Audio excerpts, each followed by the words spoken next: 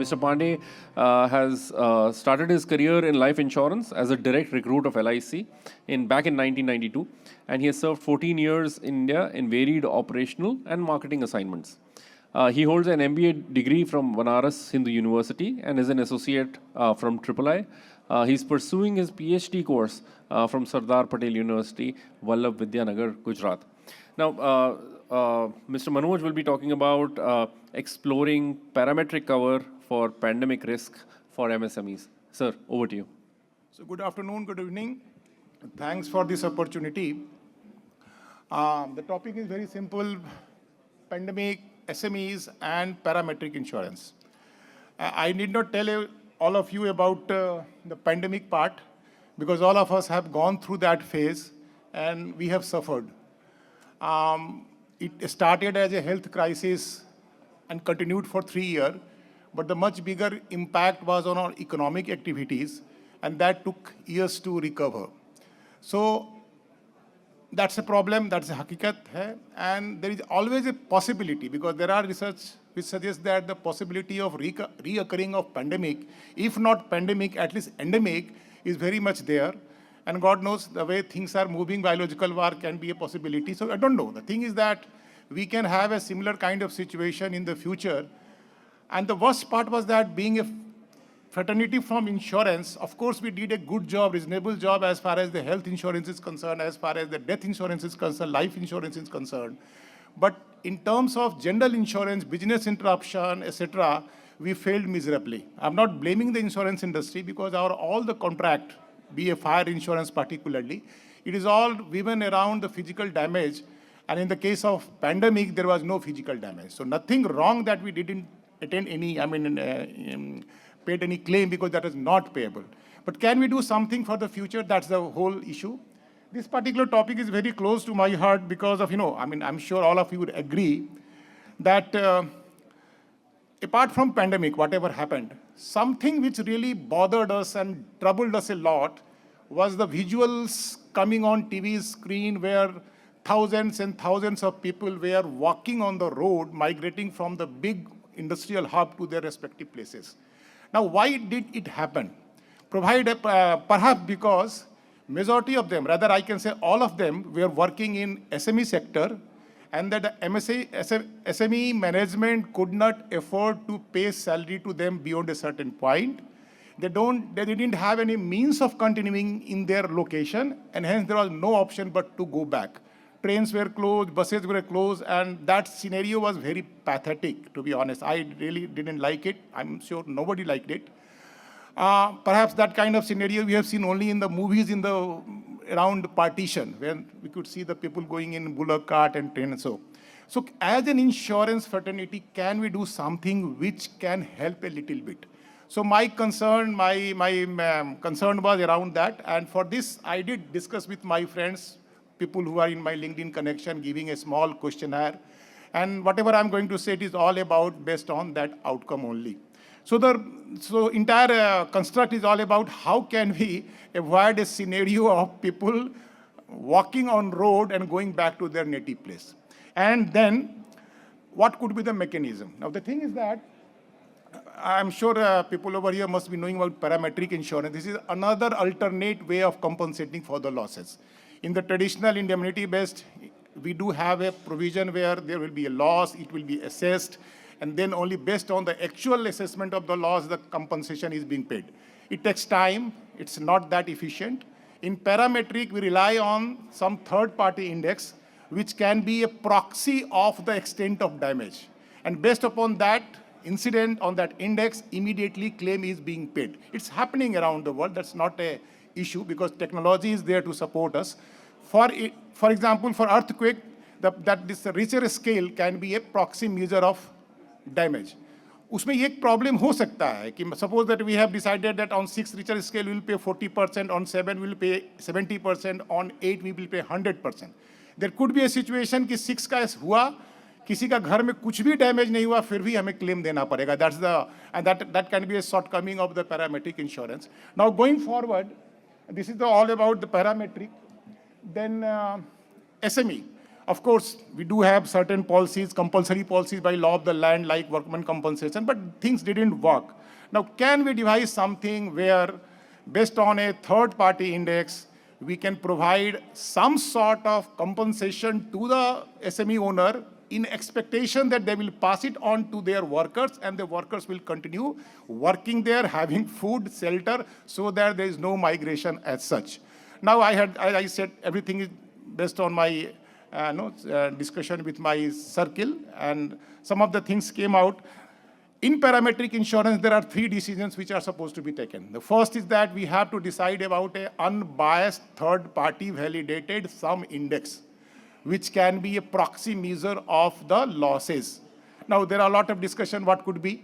Again, based on the discussion, perhaps everyone agreed that the duration of lockdown defined by the government authority can be a way, and that is a fact. If the lockdown is declared, then all the units are shut, and then there is no production, no income, and then people suffer. So, but other suggestion was that it should not be based on only one factor, but maybe a combination of 2 factors for validation of the loss. So decision about the index, that was the first stage. Second stage is all about to define about the quantum of compensation to be paid depending upon the variation in the index. So maybe we should not pay anything if the lockdown is only for 15 days, but beyond 15 days, for 15 to 1 month, maybe we can pay certain percentage. Beyond that 1 month to 2 months, certain percentage, and that can be a decision which has to be taken by the fraternity. The third very important part is from where this money will come. So funding of that is very crucial. See, in all other calamities, I mean, if even catastrophic in a hurricane, we do have capacity. But in pandemic, things are really bad because every entity will be infected. And how to get the fund?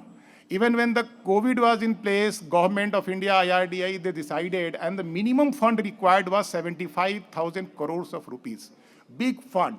So this fund has to be arranged. कहाँ से आएगा वो बहुत बड़ी बात हो जाती है. And there many of the people suggested that we have to have something like pandemic pool.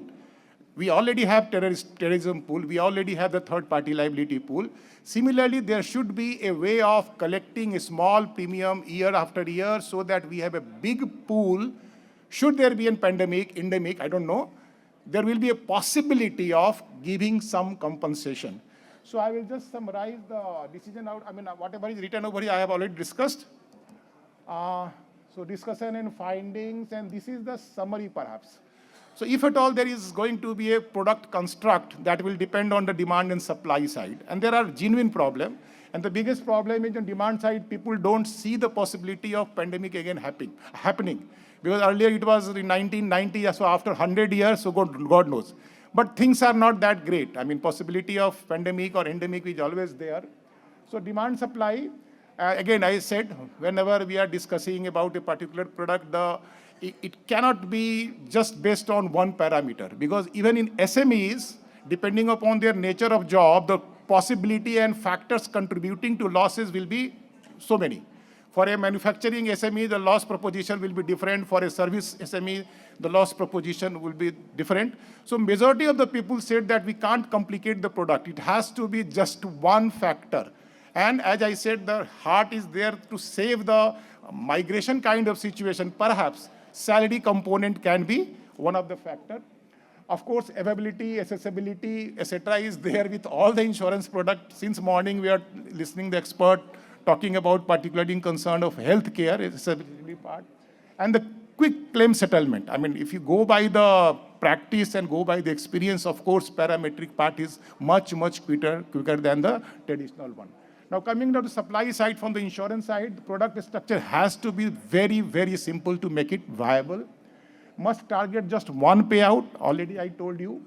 And another aspect, it cannot be a choice for the people to participate or not participate. Because you want to make such a big product, it has to be compulsory. So another feedback came that maybe we have to link the premium collection from the GST collection itself. Like we have so many cess, no? After income tax, we have education cess, petrol, pata na kya kya tha.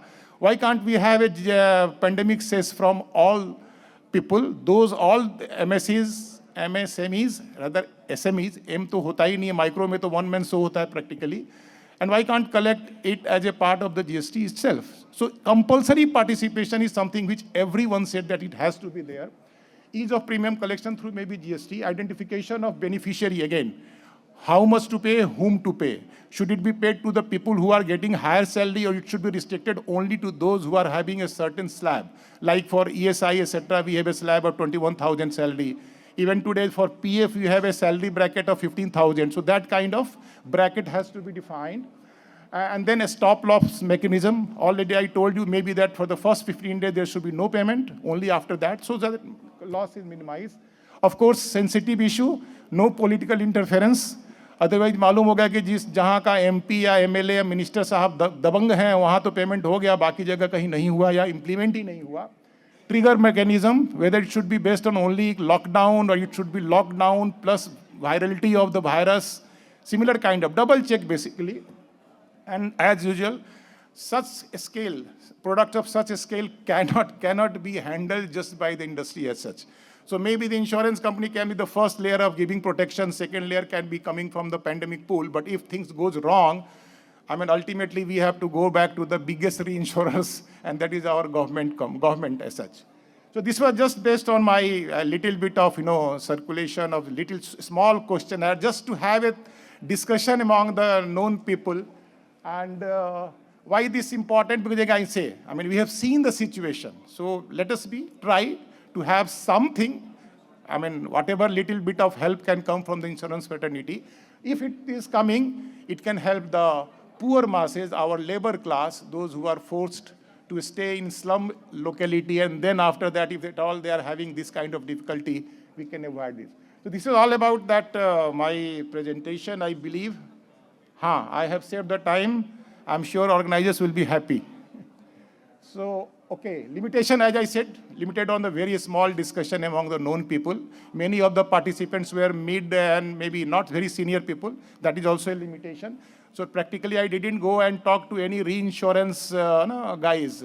So that is my limitation. However, Insight Received has given a path for the future work.